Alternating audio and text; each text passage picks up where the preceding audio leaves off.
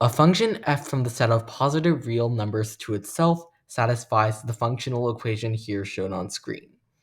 And this holds for all positive real numbers x and y. Prove that f of x equals x for all positive real numbers x. All right, so we have this functional equation here. So how do we get started on it? Well, we have this very complicated left-hand side, and then these simple terms on the right-hand side. And it would be very great if we could somehow make this left-hand side disappear. But we can't make it equal to 0 because it's defined for all positive real numbers x and y, and not all non-negative. So this can't be 0. And it's the set of positive real numbers to itself. So let's see if we can set it equal to something over here. Because if this were to happen, then this guy would equal 0, and that would be bad. So you know what? Let's try that out. So in particular, we want f of x plus f of y plus xy to equal f of x plus y. And the easiest way we can do this is by setting the two arguments equal. So that gives x plus f of y plus xy is equal to x plus y. Then, luckily for us, the x's from both sides cancel, and we are left with xy is equal to y minus f of y. And since x is the only thing here, and there's no f of x or anything complicated, we can actually explicitly solve for x to get x equals 1 minus f of y over y. And then if f of y is less than y, then this would actually be a valid substitution to make. And then plugging this in gives 1 minus f of y over y times f of y is equal to 0. But then one of these two is equal to 0. And that would imply that either f of y equals 0, which is impossible since we're looking at the set of positive real numbers to itself. So this is always positive, so that won't work. Or 1 minus f of y over y is equal to 0. And that would imply that f of y is equal to y, which is what we want to prove in the first place. So we can assume that this does not happen. So let's go ahead and assume that f of y is greater than or equal to y. So we're assuming that this is the case because if this were to happen, then we'd get this, and that's a contradiction, actually. So let's go ahead and do. So now we have something like this. So we are motivated to do something regarding this and this. And in particular, since this is positive and we have a positive real numbers to itself, notice how much we're using this to our advantage in the problem statement. We can attempt to do something by defining g of x equals f of x minus x. And this takes positive real numbers to positive real numbers, including the number 0. And our goal is to show that g of x is actually equal to 0. So without further ado, let's plug things in. So solving for f gives f of x is equal to x plus g of x. So now let's go ahead and plug this in. We get g of x plus, then we have the f of y in there, so that becomes y plus g of y plus xy. And then we must add this to itself, so the argument, so that's x plus y plus g of y plus xy. Then as for the right hand side, we end up getting x f of y, which is y plus g of y, plus x plus y plus g of x plus y. And then simplifying this, we get xy plus x plus y plus xg of y plus g of x plus y. So we have these two sides here. Luckily for us, the xy plus x plus y cancels. So there goes these guys and these guys. So the functional equation we are left with in the end is g of x plus y plus xy plus g of y is equal to x g of y, and then we also have g of y here, plus g of x plus y. And then if we move this g of y onto the other side, then this ends up becoming x minus 1 times g of y plus g of x, that should be g of x plus y. And this is our functional equation in terms of g.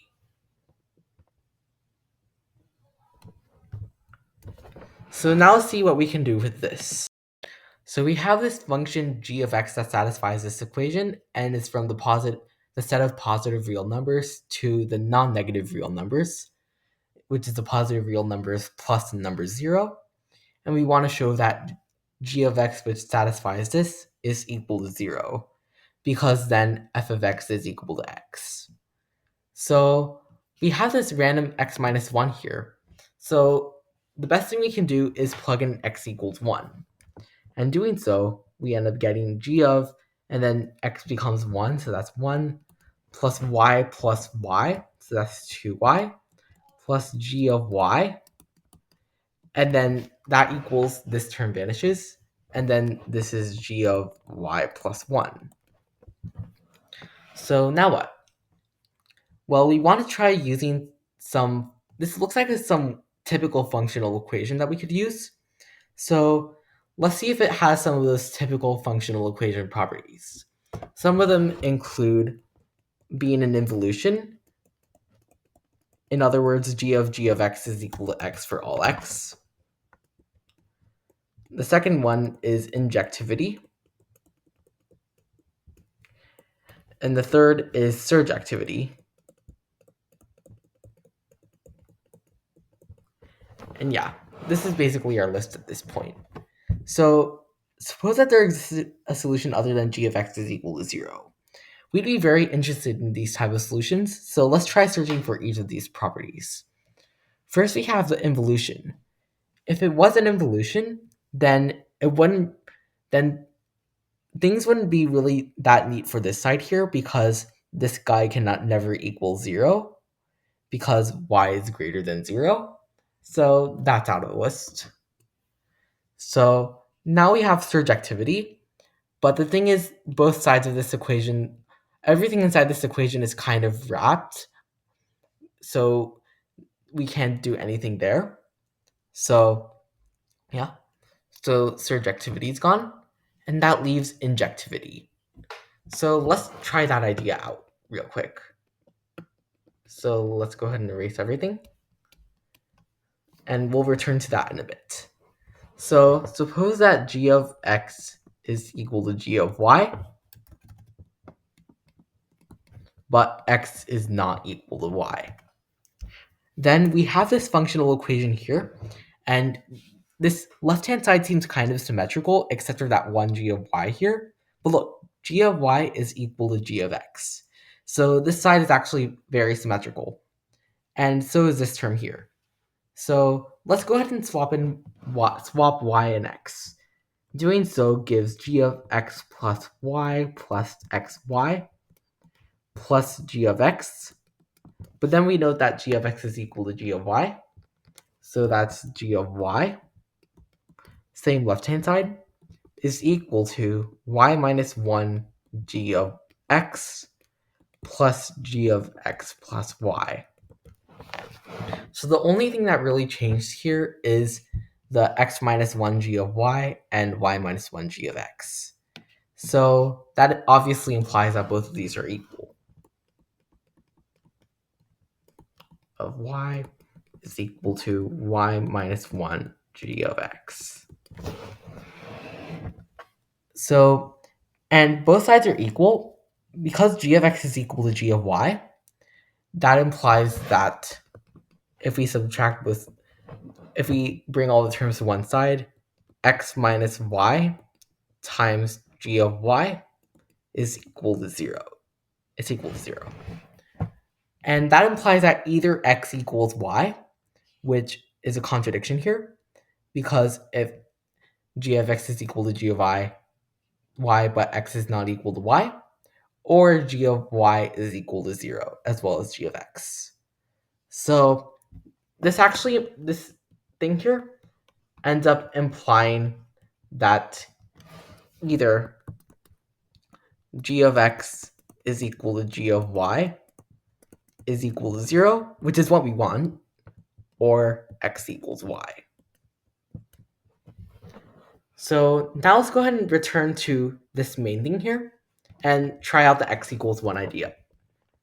So we end up getting the same thing as before. I'm not going to bother saying it. I'll just write it out here quickly. So now we can try using this injectivity condition. So either these two sides are equal, for which 1 plus 2y plus g of y is equal to y plus 1, and simplifying both sides gives g of y is negative y, which is kind of a red herring because y is a positive real number, and therefore this guy is negative, while it in fact is supposed to be non-negative. So that implies that this is not the case. So in fact, this is equal to 0. And this holds for all positive real numbers y. So in fact, g of x is equal to 0 for all x greater than 1. And now let's try finishing this off. So we can end up taking x equals 2, because that will make this guy large, makes this guy 1, everything will work out. And doing so, we end up getting g of 3y plus 2 plus g of y is equal to, and then this becomes g of y plus g of y plus 2. This guy is greater than 1, so it vanishes. So is this guy because of the 2, so it vanishes as well. And what we're left with is for all real numbers y, g of y is equal to 0. And since g of y is equal to f of y minus y, we end up concluding that f of x is equal to x for all positive real numbers x. So we've solved the functional equation and showed that f of x equals x is the only solution. Thank you so much for watching this video. Please subscribe if you'd like to see